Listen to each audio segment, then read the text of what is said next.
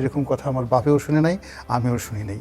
এবং তুষার ভাইয়ের আব্বা আছেন, খুব সিনিয়র মানুষ, আমার টক শো দেখেন, সম্ভবত তিনিও জীবনে কখনো শুনেন নাই। ফলে জামাতের আমির যেটা বলেছেন সত্য বলেছেন, এবং এটা কিয়ামত পর্যন্ত সত্যই থাকবে। ফলে খলিলুর রহমান সাহেব মিথ্যা কথা বলেছেন, তিনি ফু দিলে অনেক মানুষের অন্তরে ঠান্ডা হয়ে যায়। এবং তিনি যদি কারোর সঙ্গে মুসাহেফা করেন, হ্যান্ডশেক করেন, কাউকে জড়িয়ে ধরেন, অনেক ছোট ছোট শিশু তাদেরকে চুম্বন করেন, ওখানে একটা রহমত বরকতের যেন মেলা বসে যায়। যুক্তরাষ্ট্রের সঙ্গে যে বাণিজ্য চুক্তিটি হয়েছে বাংলাদেশের, এই বাণিজ্য চুক্তি করার আগে এ বিষয়ে দুটি রাজনৈতিক দল বিএনপি এবং জামাত থেকে সম্মতি আসার কথা বলেছেন পররাষ্ট্রমন্ত্রী খলিলুর রহমান। আপনি আপনার ফেসবুক অ্যাকাউন্টে এরকম একটা স্ট্যাটাস শেয়ার করেছেন যেখানে এই বিষয়টি উল্লেখ ছিল। অন্যদিকে জামাতের আমির আজ তার ভেরিফাইড ফেসবুক পেজ থেকে বলেছে যে তারা চুক্তি সম্পর্কে কিছুই জানেন না। এখন এই বিষয়ে আপনি কাকে বিশ্বাস করবেন, জামাতের আমিরকে নাকি জনাব খলিলকে? না, প্রথমত জামাতের আমিরকে বিশ্বাস করা উচিত। তার দাড়ি আছে, টুপি আছে, চেহারা শুরুতে খলিল সাহেবের চেয়ে ভালো, ধর্মকর্ম করে, নামাজ কালাম পড়ে। আমাদের দেশে শতকরা 90% মুসলিম।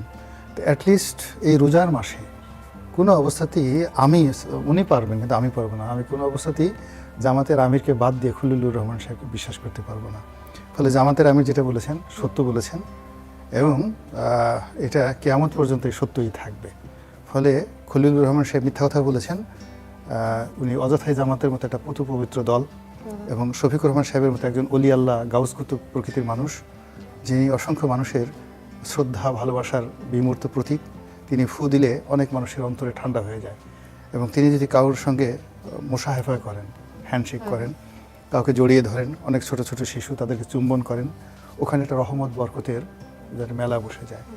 তো কাজী এরকম একজন জিন্দা অলি, তিনি কি বিপদে পড়েছেন আপনি চিন্তা করেন। যে খলিলুর রহমান সাহেব এমনি একটা ঝামেলার মানুষ, উনি কোথা থেকে ঘুরে আসছেন, আমেরিকা থেকে এসে কোথা থেকে এসে হঠাৎ করে ডক্টর মোহাম্মদ ইউনূসের সঙ্গে জুড়ে গেছেন।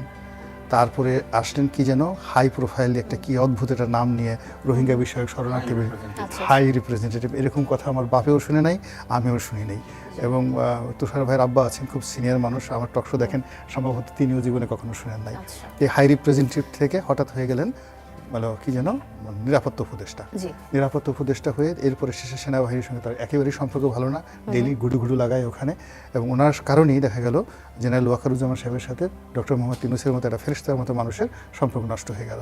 আবার উনি কোত্থেকে কীভাবে এই বিএনপির সাথে সংযোগ করে একেবারে এখানে পররাষ্ট্রমন্ত্রী হয়ে গেল। এখন উনি পুরো অনেক মানুষের চরিত্র হরণ করছেন। এর মাঝে আমরা আরেকটা জিনিস দেখলাম যে জামাত আসলে চুক্তির পরে কোনো বিরোধিতা করেনি, এমনটাই দেখেছি। এই বিষয়ে কিছু বলতে চান কিনা? জামাত বিরোধিতা করবে কেন? জামাত তো জানিই না। আপনি চুক্তি হওয়ার পরে তো জামাত বলছে যে আমি তো কিছুই জানি না। তারা আগে সম্মতির বিষয়টি অস্বীকার করেছে। অস্বীকার তো করেছে, তার সঙ্গে সঙ্গে আপনি বোঝার চেষ্টা করেন শান্তা, জামাত একটা সত্যবাদী দল, গাউস কুতুব ওলি আল্লাহদের দল।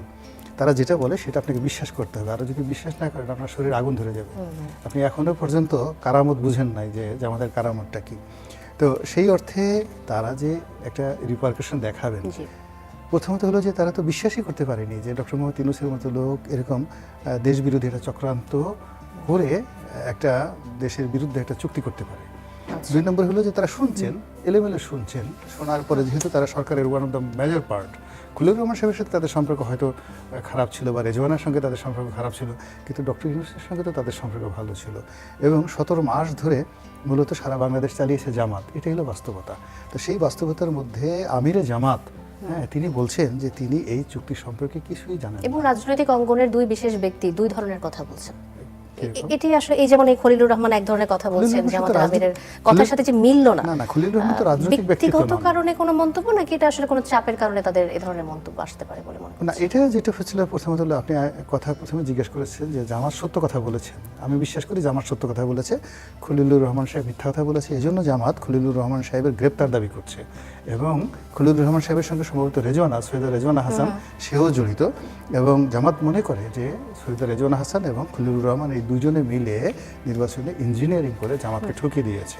ফলে আজকে যেখানে জামাতের আমির হবেন বাংলাদেশের আমিরুল মোমিনিন, এবং তিনি হবেন বাংলাদেশের প্রধানমন্ত্রী, আর তার চোখের সামনে জনাব তারেক রহমান সাহেব প্রধানমন্ত্রী হিসেবে হেঁটে বেড়াচ্ছেন, ঘুরে বেড়াচ্ছেন।